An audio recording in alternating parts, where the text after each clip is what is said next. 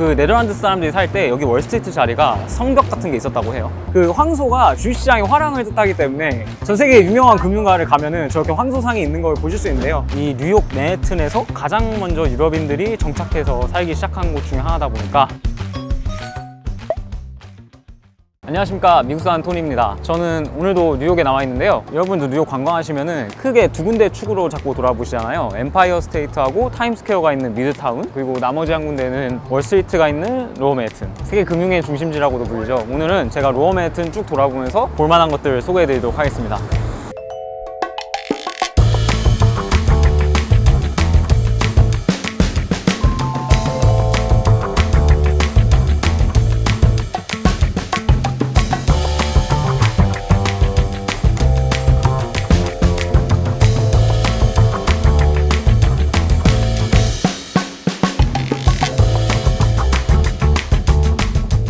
일단 제가 가장 먼저 소개시켜드리고 싶은 거는 여기가 지금 뉴욕 시청 근처거든요. 근데 저기 보시면 빌딩 하나가 있잖아요. 약간 중세 성 같은 모습을 띠고 있는데 저 빌딩의 이름이 울워스 빌딩이라고 합니다. 높이는 241m고요. 요즘에야 뭐 500m짜리 건물이 워낙 흔하다 보니까 요즘 기준에서는 귀여운 사이즈의 빌딩인데요. 저게 지어졌을 당시에는 저게 세계에서 가장 높은 빌딩이었습니다. 제가 얼마 전에 메디슨 스퀘어 가든 영상에서 설명을 드렸었는데 메트로폴리탄 라이프 인슈런스 컴퍼니 타워라는 빌딩이 있었잖아요. 그리고 그 건물이 1909년부터 1913년까지 세계에서 가장 높은 빌딩이었다고 말씀을 드렸었어요. 근데 바로 그 기록을 깬 게 이 건물입니다. 네, 이 건물은 1913년부터 무려 1930년까지 20년이 넘는 시간 동안 세계 1등 빌딩 자리를 지키게 되고요. 외관을 보시면은 요즘 고층 빌딩들 보면 커튼월이라고 해서 이제 겉에가 유리로 가득하지 않습니까? 근데 저 빌딩은 그렇지 않고 이제 겉에 외벽을 건축용 테라코타라고 해서 이제 구워진 석재에 가까운 그런 재료로 이제 마감을 했기 때문에 지금 현대에 보시는 다른 건물들하고 확실히 느낌이 좀 다른 것 같습니다. 네오고딕 양식이라고 해요. 그리고 제가 아까 저 빌딩의 높이가 241m라고 했잖아요. 이 높이에 대해서 한번 생각을 해볼 게 우리나라의 63빌딩이 250m입니다. 그러니까 저 빌딩보다 약 9m가 높습니다. 근데 63빌딩이 언제 지어졌냐면 1985년입니다. 그러니까 무려 63빌딩보다 70년 먼저 올라간 거의 엇비슷한 높이의 어마어마한 건물이다. 네, 그래서 참 저는 뉴욕에 이렇게 빌딩들 구경할 때마다 아니 어떻게 100년 전에 이렇게 높은 건물들이 올라갔나 항상 신기하더라고요.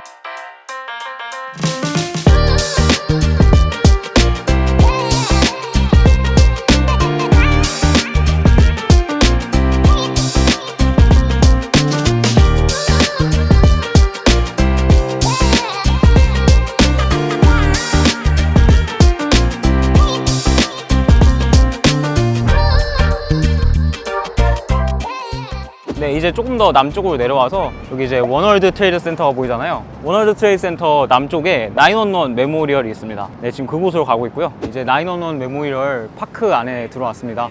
여기는 9.11 테러 추모공원이고요. 제가 사실 여기를 어떻게 설명을 드려야 될까 참 고민이 많았어요. 벌써 20년이 넘게 지난 일인데도 특히 여기 사시는 분들이나 미국 사람들은 이 9.11 테러나 아니면 이곳 현장에 대한 트라우마가 좀 있다고 하더라고요. 그래가지고 이곳을 방문하지 않는 분들도 있다고 합니다. 그래서 사실 이곳에 대해 소개해드리는 게 굉장히 좀 어렵지 않을까라는 생각을 좀 했었거든요. 근데 이 사람들이 여기다가 추모공원으로 이렇게 만들어가지고 이 사건에 대해서 잊지 않고 기억해야 한다는 뜻으로 추모공원을 만든 만큼 저도 이곳에 대해서 설명을 드리는 게 맞는 것 같다고 생각이 들었습니다. 사건에 대한 자세한 묘사는 하지 않고 최대한 이곳 장소에 관한 설명을 드리도록 하겠습니다. 여기 이제 공원의 구성은 쌍둥이 빌딩 중에 북쪽에 있었던 걸 노스타워라고 하고 남쪽에 있었던 걸 사우스타워라고 해요. 그래서 정확하게 그 자리에다가 노스타워가 있던 곳엔 노스풀, 사우스타워가 있던 곳엔 사우스풀이라고 해가지고 이렇게 연못을 구성해 놓은 겁니다. 네, 지금 제가 온 날에는 지금 물이 없는 걸 보실 수 있는데 지금 여기 안에 청소 같은 거 하느라 여기 노스풀은 지금 물이 없고요. 네, 이렇게 연못에 오시면 연못 둘레석에다가 희생자분들의 이름을 적어 놓은 걸 보실 수 있고요. 네, 여기 구본석이라고 한국군 이름도 있네요.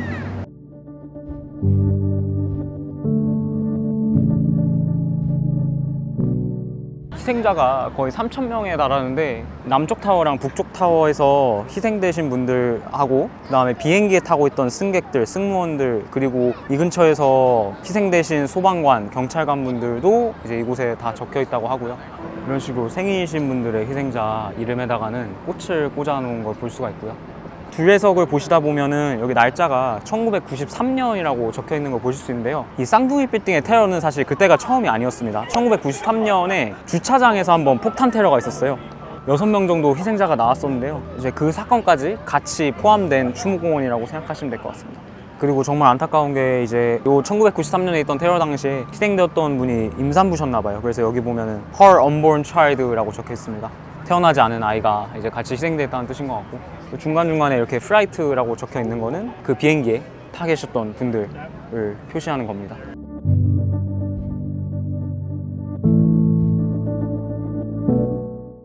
네, 저는 지금 사우스폴에 와 있는데요. 노스폴은 이제 물이 없으니까 사람들이 많이 없었는데, 사우스폴은 확실히 사람들이 많네요. 네, 이런 식으로 폭포가 흘러가는 걸 볼 수 있습니다. 그 희생자들 유가족들 또는 여기 미국 사람들의 눈물을 상징한다고 합니다. 네, 이 추모공원의 당시 디자인 공모를 할 때 당선이 된 작품이고, 작품의 제목은 Reflecting Absence라는 이름이었어요. 한국어로 번역하면 부재 반추 이런 식으로 해석을 하는데, 쌍둥이 빌딩이 있던 자리가 없어졌다는 뜻으로, 또는 3,000명에 달하는 희생자들이 이제 이 세상에서 사라졌다는 목적이 있는 공백을 의미한다고 하고요. 그 아래 뻥 뚫린 빈 공간을 통해서 3,000명에 달하는 희생자들이 이 세상에서 사라졌다, 그리고 건물이 없어졌다, 이제 이런 거를 나타내는 게 의도라고 합니다. 그리고 공원 지하에 가보면은 지금 여기 건물이 하나 있어요. 지금 잘 안 보실 수도 있는데, 이제 공원 그 연못 사이에 중간쯤에 보면은 지하로 들어가는 건물이 하나가 있고, 이제 그 건물로 들어가면 이제 지하로 내려가게 되는데요. 그게 이제 911 메모리얼 뮤지엄입니다. 저는 이제 저번 주에 한번 다녀왔거든요. 근데 안에 전시가 구성이 어떻게 되어 있냐면, 참사 당시의 현장에 대한 각종 기록들, 뭐 영상, 음성, 다양한 자료들이 전시가 되어 있고요. 이 당시에 이제 소방관이나 경찰관 이런 퍼블릭 서비스 하시는 분들도 굉장히 많이 희생이 됐거든요. 그 과정에서 이제 있었던 사건 사고들, 그 쌍둥이 빌딩 건물의 마지막 기둥이나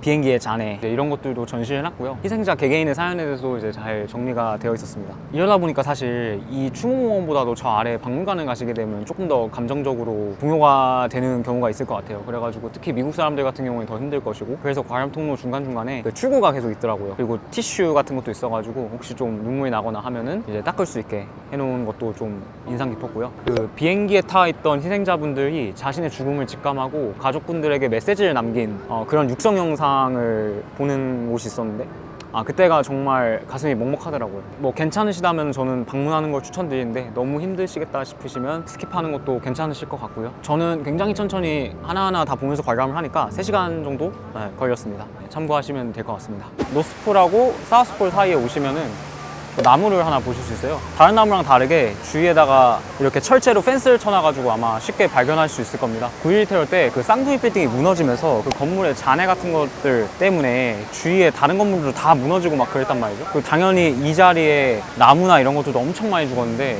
그 중에 몇몇 나무들이 살아남았대요. 그래서 그 나무들을 딴 데로 옮겨 심은 다음에 공원이 완공되고 나서 희망과 회복의 상징으로 여기로 다시 가져와 심은 겁니다. 이름은 서바이벌 트리, 생존자 나무라고 불리고 있습니다. 그 자본주의 시장 경제 체제가 가장 어떻게 보면 전성기를 맞은 게 이 미국이잖아요. 근데 그런 나라에서조차도 이 세상에서 제일 비싼 땅 중 하나인 여기 로어 맨해튼에다가 옛날 건물이 있던 자리를 통째로 이렇게 추모공원으로 만들기로 했던 그 20년 전의 결정이 정말 대단하다고 생각이 매번 들더라고요. 그 경제성을 가장 중요하게 생각했다면 사실 이 사람들이 여기를 추모공원을 만들지 않고 추모공원 딴 데 빼거나 아니면 뭐 간단한 탑 같은 걸 세워놓고 여기는 그대로 아마 건물을 올리지 않았겠습니까? 거기를 이제 다시 또 사무실로 쓰고 상업 공간을 쓸 수 있으니까요. 그래서 로맨은 되게 작거든요. 그래서 관광하시다 보면 다 걸어서 돌아다닐 수 있는 그런 거리에 있다 보니까 여기도 지나가다가 꼭 들려보시면 좋을 것 같습니다. 그리고 이 주변에 오시면 911 메모리얼 관련된 거 말고도 조금 이제 주목해서 볼만한 랜드마크가 워널드 트레이드 센터라고, 이제 쌍둥이 빌딩 무너지고 난 다음에 이제 당연히 이제 그 빌딩들의 역할을 하는 새로운 건물이 필요하잖아요. 그래서 이 건물 엄청 높죠. 500m가 조금 넘고요. 지금 뉴욕에서 가장 높은 빌딩입니다. 저 높이 자체는요, 그 우리나라에 있는 롯데타워보다도 조금 낮아요. 그래서 뭐 높이로 엄청 유명한 빌딩이라고 볼 수는 없지만 그래도 뉴욕에서 가장 높은 빌딩이니까 지나가시면서 워널드 트레이드 센터네 하시면 되고요. 저기도 전망대가 있습니다. 저도 가보진 않았어요. 근데 나중에 한번 가게 되면은 저기는 제가 그 영상을 통해서 자세히 다루도록 하겠습니다. 그리고 또 하나는 여기 있는 월드 트레이드 센터 여기입니다. 여기인데 디자인이 정말 멋있어요. 그래서 여기도 오셨으면은 한번 겉에서 보시고 안에도 또 되게 멋있거든요. 그래서 안에도 한번 들어가 보시면 좋을 것 같습니다. 용도가 이제 여기인 건데 별명? 이름? 그러니까 공식적인 별명인지 모르겠으나 보통 오큘러스라고 부릅니다. 그래서 굉장히 멋있는 건축물이니까 여기 오신 김에 한번 보고 가시면 좋을 것 같습니다. 네, 그러면 저는 이제 다음 장소로 한번 이동해 보겠습니다. 네, 다음으로 들린 곳은 트리니티 처치라는 곳입니다. 네, 꽤 높죠? 이게 18세기 중반에 지어졌고 높이가 86m인데요. 이때 당시에는 아직 뉴욕에 마천루들이 발달하지 않았던 때라 가지고 이 당시에는 이게 제일 높은 높이였다고 합니다. 들어가서 교회 설명드리려고 온 건 아니고요. 이 교회에 이렇게 옆에 무덤들이 있어요. 묘지죠? 묘지가 이렇게 있는데 여기에 굉장히 유명한 인물이 한 명 묻혀 있습니다. 그래서 소개를 드리려고 왔고요. 저는 하얀 색깔에 오벨리스크 꼭대기만 떼어놓은 듯한 저 무덤인데요. 이 무덤의 주인이 누구냐면 알렉산더 해밀턴입니다. 그 뮤지컬 해밀턴이라고 아시나요? 2015년도에 제작된 이 알렉산더 해밀턴의 일생을 다룬 뮤지컬인데요. 그게 유명해지면서 알렉산더 해밀턴이라는 사람의 일생에 대해서 사람들이 굉장히 이제는 관심도 많고 알고 계신 분도 많을 것 같아요. 초대 재무부 장관이었고요. 그리고 미국 건국의 아버지들 중에 한 사람이기도 합니다. 지금 미국은 누가 뭐래야 해도 사실 경제로 세계를 지배하지 않습니까? 천조국이라는 별명에서 알 수 있다시피 군대가 워낙 막강하기도 하지만 결국엔 그 군대를 움직이려면 돈이 필요하니까요. 이 알렉산더 해밀턴이라는 사람이 미국의 초대 재무부 장관을 지내면서 미국의 금융하고 경제체제의 기틀을 다졌다고 평가를 받고 있고요. 이 현재의 강력한 이 경제대국 미국의 모습에 이 사람으로부터 시작되었다고 이런 되게 높은 평가를 받는 인물 중에 하나입니다. 그리고 또 하나는 강한 중앙정부를 지향하는 연방주의자로도 굉장히 잘 알려져 있는데요. 이러한 성향을 보이는 연방주의자들의 별명이 해밀턴이안이에요. 그 해밀턴이안의 해밀턴이 바로 이분입니다. 그러니까 이 연방주의자 해밀턴이 현재 이 연방제국가인 미국의 지금의 모습에 굉장히 많은 영향을 미쳤다는 것이고, 이러한 면면들 때문에 건국의 아버지들 중에 대통령이 되지 않은 사람 중에 사실 가장 높은 평가를 받는 사람 중에 하나입니다. 벤저민 프랭클린과 함께요. 네, 그런데 이분이 되게 황당하게도 40대 후반에 결투로 돌아가십니다. 결투의 상대는 당시의 부통령이었던 에런 버라는 사람이에요. 당시의 미국의 부통령과 전 재무부 장관이 결투를 하고, 결투의 결과로 전 재무부 장관이 총에 맞아 죽는 약간 초유의 사건이 벌어졌는데, 당시 미국에는 그 약간 서로의 명예를 훼손하거나 하는 일들이 있을 때 결투를 통해서 해결을 보는 약간 그런 문화가 있었다고 해요. 지금 기준에서 좀 이해가 안 되지만은, 하여간 어쩌다가 이런 결투가 벌어졌는지 좀 궁금하실 수도 있을 것 같은데 이 얘기까지 하면 너무 길어지니까 제가 나중에 알렉산더 해밀턴 관련해가지고는 영상을 아마 만들게 될 것 같으니까 그때 좀 마저 다루도록 하겠습니다. 근데 하여간 해밀턴이라는 분이 이렇게 다양한 이야기를 가진 사람이다 보니까 이제 이분의 일생 일대기를 이제 뮤지컬로 제작하게 된 것 같고요. 이분에 대해서 궁금하셔가지고 이 뉴욕에서 이분의 흔적을 더 찾고 싶으시면은 어퍼맨해튼에 해밀턴 하이츠라는 지역이 있습니다. 이 해밀턴이 죽기 전까지 살던 집이 그 해밀턴 하이츠에 있습니다. 지금은 그래서 그곳이 박물관이거든요. 그래서 그곳을 방문하시면 이분에 대해서 좀 더 많은 정보를 얻어가실 수 있지 않을까라는 생각이 들고요. 저도 나중에 꼭 한번 가보고 싶어요. 그래서 거기에 가게 되면은 제가 해밀턴에 대한 아마 이야기를 좀 더 드릴 수 있지 않을까 싶습니다. 네, 그러면 저는 어떻게 보면 로어 맨해튼에서 가장 유명하고 모든 분들이 꼭 방문하시는 월스트리트로 한번 이동을 해보도록 하겠습니다. 저기 뒤에 트리니티 교회에서 건너서 바로 오시면은 바로 월스트리트입니다. 이 월스트리트는 제가 다른 영상에도 설명했다시피 이 로어 맨해튼 땅 같은 경우에는 영국 사람들이 건너와서 살기 전에는 네덜란드 사람들이 먼저 자리를 잡아서 살았단 말이죠. 그 네덜란드 사람들이 살 때 여기 월스트리트 자리가 성벽 같은 게 있었다고 해요. 그러고 나서는 영국인들이 여기를 차지하고 나서도 여기를 그냥 그대로 이 벽이 있던 자리 월스트리트라고 해서 그대로 불렀던 거고요. 여기에 뉴욕 증권거래소나 각종 금융 관련된 회사들, 은행 같은 것들이 자리 잡고 나서 지금 월스트리트는 사실 금융가를 대표하는 말로 더 유명하죠. 여러분도 아시다시피 19세기 말에서 20세기 초 미국이 초강대국으로 성장하고 나서 당시 각종 최신 기술이나 산업의 발달이 미국에서 굉장히 많이 일어나면서 자연스럽게 금융시장도 그에 힘입어 발전하게 됩니다. 이제 엄청난 주식시장의 활황과 함께 그 세계 금융의 중심지가 영국 런던에서 이동 미국 뉴욕 월스트리트로 넘어오게 돼요. 물론 1930년대 대공황이나 2008년에 미국 금융위기 같은 힘든 순간들도 있긴 했는데요. 지금도 다들 아시다시피 여전히 미국의 증권시장은 굉장히 강하죠. 아직까지도 여전히 월스트리트는 세계를 대표하는 금융시장으로 아직도 견조하게 그 자리를 지키고 있습니다. 여기 지금 보이는 뒤에 건물이 NYSE, 그러니까 뉴욕 스탁 익스체인지, 미국 뉴욕 증권거래소 건물입니다. 뉴욕이 세계경제의 수도라고 불리는 데는 이 월스트리트와 그리고 이 증권거래소 건물 때문이지 않을까 싶고요. 지금 주말에 와가지고 장이 열진 않았는데 이제 평일에 장이 열리면 이곳에서 거래되는 거래대금이 무려 100조에 달한다고 합니다. 그리고 또 증권거래소 앞에 보시면 저기 겁없는 소녀상이라는 게 있어요. 저게 이제 국제 여성의 날에 여성인권 증진을 위해서 처음에는 그 황소상 있지 않습니까? 월스트리트의 유명한 명물 황소장의 근처에 설치가 돼 있었다가 이제 그거를 이쪽으로 옮겨오면서 이제 여기 월스트리트의 새로운 명물이 된 동상입니다. 그래서 이제 근처에 오시면은 다 저 동상하고 같은 포즈를 하고 찍는 사람들을 보실 수 있습니다. 그리고 뉴욕 스탁 익스체인지 건물에서 북쪽을 바라보시면은 여기 이런 약간 그리스 신전 같은 형식을 한 건물이 하나 보입니다. 원래 미국이 독립하기 전에는 뉴욕에 시청이 있던 자리였고요. 제가 지난 메이슨 스퀘어 파크 영상에서 미국에 독립한 다음에도 바로 대통령이 있었던 건 아니고 각 주들이 되게 느슨하게 규약에 의해서 묶인 연합규약의 시대라는 게 있었다고 말씀을 드렸었잖아요. 그 당시에 연합의회가 여기 이 자리에 있던 건물에서 개최가 되기도 했다고 하고요. 후에 헌법이 제정되고 나서 워싱턴 DC가 있기 전에 뉴욕이 잠깐 동안 수도였던 적이 있는데 초기에 의회 회의들이 여기서 좀 개최되기도 하고 그랬습니다. 뭐 대표적으로는 워싱턴 DC를 수도로 정하기로 한 결정도 여기서 이루어졌다고 하고요. 미국 역사에 전무후무한 만장일치로 대통령이 탄생한 것이 바로 이곳입니다. 바로 조지 워싱턴이죠. 그래가지고 지금 여기 동상을 보시면은 조지 워싱턴이 이렇게 오른손을 올리고 있는 동상을 보실 수 있는데 네, 바로 당시에 이곳에서 취임 선서를 했던 조지 워싱턴을 나타내는 동상입니다. 당시에는 이런 건물은 아니었고 상대적으로 이제 평범한 건물이었는데 그 건물의 2층 발코니에서 조지 워싱턴이 취임 선서를 했다고 전해집니다. 근데 그 건물은 이제 1812년에 철거되고 이제 그 다음에 이게 19세기 중반에 이 건물을 새로 짓게 돼요. 짓고 난 다음에는 재무부나 세관 같은 건물로 쓰였다고 하고요. 그리고 지금은 이 건물을 이렇게 그냥 보존해가지고 박물관처럼 쓰고 있는데 이게 지금 보니까 몰랐는데 주말에 닫더라고요. 그래가지고 저는 주말에 와가지고 들어가 보진 못했는데 안에 평일날 그냥 이렇게 열려 있거든요. 제가 알기로 입장료가 없는 걸로 알고 있습니다. 그래서 혹시 지나가시면서 네, 안에 들어가서 구경하셔도 좋을 것 같고요.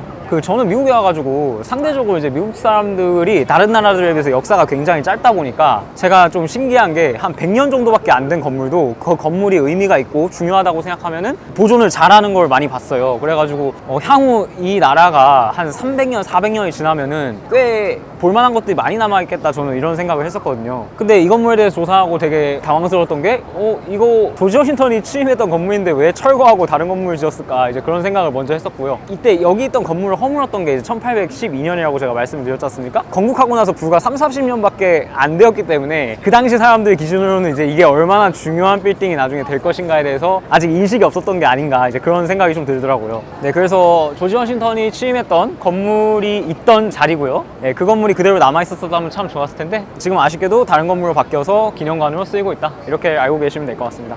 여러분 여기는 월스트리트는 아니고요. 월스트리트에서 한 블럭 넘어와서 있는 길인데 여기 보시면 더 트럼프 빌딩이라고 써 있습니다. 네, 그 트럼프 전 대통령의 트럼프가 맞고요. 사실 트럼프의 이름이 들어간 빌딩을 얘기할 때 5번가 피프스 애베뉴에 있는 트럼프 타워가 더 유명합니다. 그 큐브 형태로 이제 건물이 인면이 돼 있고 그 피라미드가 거꾸로 이렇게 파인 듯하게 된 되게 유명한 건물이 있습니다. 그게 이제 1980년대에 지어졌거든요. 사실 이 건물이 좀 더 오래됐고 여러분들이 월스트리트를 따라서 동쪽으로 쭉 가시다 보면 반대편에서 이 건물의 모습을 보실 수 있거든요. 그래서 지나가는 김에 한번 설명을 드리려고 합니다. 지금 제가 있는 곳에서는 너무 이 건물이 높아가지고 꼭대기가 잘 보이진 않는데 여러분들이 브루클린 브리지를 건너시거나 아니면은 그 브루클린 브리지 파크 같은 데서 이 로어 맨해튼의 스카이라인을 구경하시게 되면은 꼭대기에 비치색 피라미드가 얹혀져 있는 듯한 그런 건물을 보실 수 있는데 예, 바로 이 건물입니다. 1930년에 완공이 된 건물이고요. 제가 아까 우러스 빌딩을 설명드리면서 1930년까지 세계에서 가장 높은 빌딩이었다고 했잖아요. 241m고요. 근데 이게 283m고 1930년에 완공이 됐다고 했지 않습니까? 네, 우러스 빌딩이 바로 이 빌딩한테 세계에서 가장 높은 빌딩의 자리를 내주게 됩니다. 근데 불과 몇 주 만에 다시 세계에서 가장 높은 빌딩이라는 자리를 내주게 돼요. 바로 저 위에 미드타운 맨해튼에 있는 크라이슬러 빌딩이 완공되면서 크라이슬러 빌딩이 세계에서 가장 높은 빌딩이 되게 됩니다. 그리고 그 크라이슬러 빌딩도 1년이 지나지 않아서 다시 그 세계 1등 자리를 뺏기게 되는데 바로 엠파이어 스테이트 빌딩이 지어지면서입니다. 그래서 이렇게 1930년대에 맨해튼에 이렇게 새로운 건물을 짓는 건축주들이 200m, 300m 되는 건물들을 이제 올릴 수 있게 되다 보니까 되게 그 기록에 욕심을 냈다고 합니다. 그래가지고 이렇게 몇 달 만에 혹은 1, 2년 내로 이렇게 순위가 바뀌는 일이 되게 자주 일어났다고 하고요. 네, 저는 이제 이동을 해볼 건데요. 여러분이 월스트리트에 오시면은 꼭 빼놓지 않고 들리는 게 한 가지가 더 있습니다. 바로 황소상이죠. 황소상이 월스트리트 상에 있진 않고 월스트리트에서 약간 남쪽으로 가야 있습니다. 네, 그럼 거기로 한번 가보겠습니다.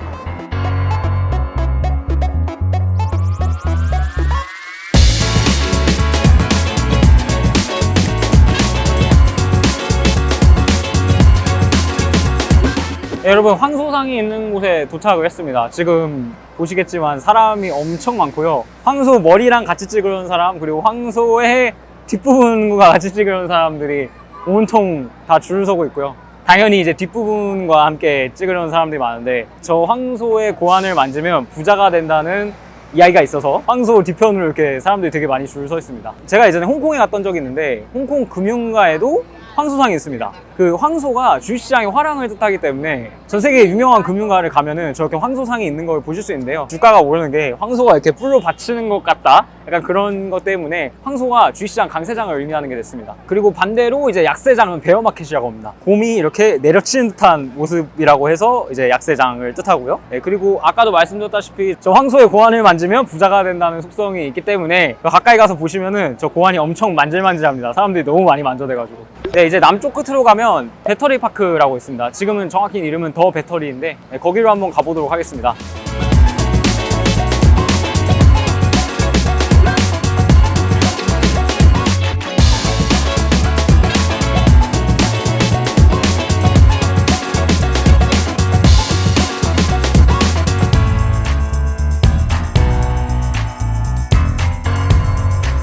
네, 여러분 지금 배터리 파크 안으로 들어왔습니다. 여기가 이제 이름이 이제 정확하게는 더 배터리라고 바뀐 것 같아요. 맨해튼 최남단에 있는 공원이고요. 여기선 자유의 여신상이 굉장히 잘 보입니다. 이제 뉴욕에 오시면 당연히 이제 미국의 상징과도 같은 자유의 여신상 아마 꼭 보시게 될 것 같은데, 여기서 이제 페리가 출발을 해요. 자유의 여신상이 있는 그 섬까지 가는. 그래서 그 페리를 타기 위해서도 여기 오셔도 되고, 아니면은 자유의 여신상 꼭 그 섬까지 가서 안 보신다고 해도 더 배터리에 오셔가지고 끝에 가시면은 자유의 여신상이 굉장히 잘 보이기 때문에 한번 이제 지나가다 들으시면 될 것 같습니다. 사실 저도 뉴욕에 되게 많이 왔는데 아직 자유의 여신상이 있는 그 리버티 아일랜드 그 섬에는 아직 한 번도 안 가봤어요. 자유의 여신상 왕관에 예약을 하면 위로 올라갈 수가 있거든요. 제가 이왕 갈 거면 그 왕관에 들어가 보고 싶어가지고 네, 아직 못 가보고 있습니다. 나중에 꼭 예약을 해서 가게 되면은 네, 또 영상 찍도록 하겠습니다.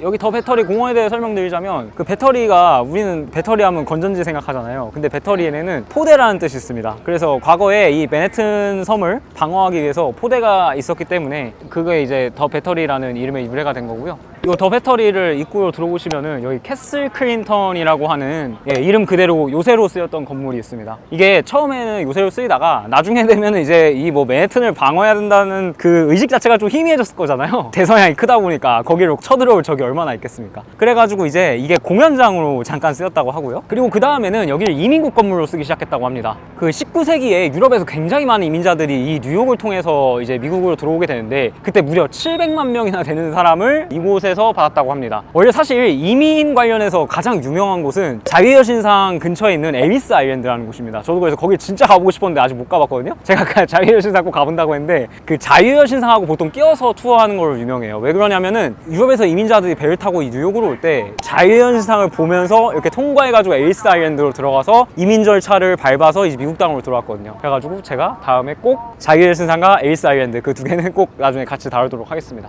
지금 제가 캐슬 클린턴을 지나가지고 약간 북쪽으로 왔는데요. 여기에 원래 한국전쟁 기념비가 있어요. 그래가지고 한국전쟁 기념비 여러분들한테 보여드리고 싶었는데 지금 여기 주변이 다 공사 중이라 가지고 지금 저기 가는 길을 막아놨더라고요. 그래서 아쉽게도 오늘 못 보여드릴 것 같고, 미국에 꽤 한국전쟁 기념비가 되게 많습니다. 뭐 제일 유명한 거는 워싱턴 DC에 있는 한국전쟁 기념 공원도 하나 있고요. 그리고 제가 있는 동네 근처에도 한국전쟁 관련돼서 기념비가 있더라고요. 아무래도 미국 사람들이 굉장히 많이 참전해가지고 희생이 됐다 보니까 미국 곳곳에 그걸 기리는 비가 많은데, 그래도 뭐 지나가시다가 있으면 한번 방문해 보시면 좋을 것 같고요. 다행히 이 동상은 볼 수 있게 개방을 해놨는데, 자세히 보시면 이렇게 갑옷 같은 거 입고 있고 되게 오래전 사람인 것 같죠? 네, 이분이 어떤 분이냐면 조반니 다 베라차노라는 분입니다. 그 1524년에 이분이 동부 해안을 따라서 여행하면서 처음으로 이제 이 배터리 앞에 뉴욕만에 처음으로 들렸던 유럽 사람이라고 해요. 피렌체 출신이고요. 우리는 사실 세계사 공부할 때 아메리카 대륙 처음 발견한 사람은 콜럼버스다 이렇게 엄청 이렇게 귀에 딱지가 않도록 배우지 않습니까? 근데 사실 이 콜럼버스가 발견한 신대륙 땅은요,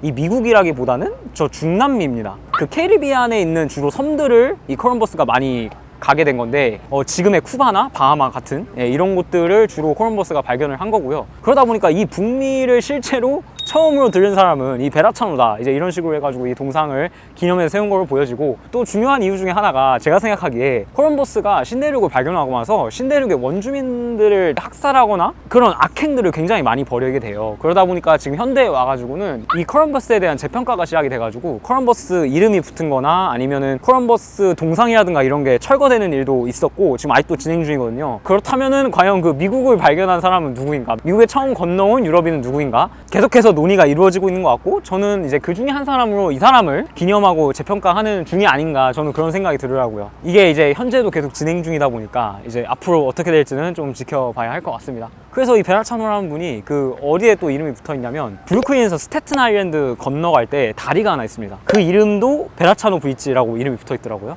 그래서 이런 식으로 미국에서 이 사람 이름을 붙이는 곳들이 생기기 시작했다, 이렇게 알고 계시면 될 것 같습니다. 네, 지금 공원 안을 걷고 있는데, 여기는 이스트 코스트 기념관이라고 해가지고 미국 모든 공원이 뭐 이런 것들 한두 개씩 있는데, 여기가 좀 더 규모가 큽니다. 2차 세계대전 당시에 독일의 유보트가 되게 유명하지 않습니까? 잠수함 전력. 이제 미국도 참전하자마자 대서양에서 벌어지는 수많은 해전들은 대체로 그 독일의 그 해군 전력인 유보트를 상대로 한 전투들이었거든요. 이제 거기서 희생된 사람들의 추모 공간입니다. 비석을 보시면은 이렇게 사람들 이름이 가득가득 써 있는 걸 보실 수 있고요. 그 당시에 이 대서양에서 희생되었던 군인들의 이름을 새겨놓은 것 같습니다. 네, 그리고 이렇게 비석들 중간에는 독수리상이 있고, 아래 보면은 1941년부터 1945년이라고 쓰여 있는데요. 미국이 2차 세계대전에 참전하게 된 게 1941년 11월 7일에 진주만 공습 받게 된 이유잖아요.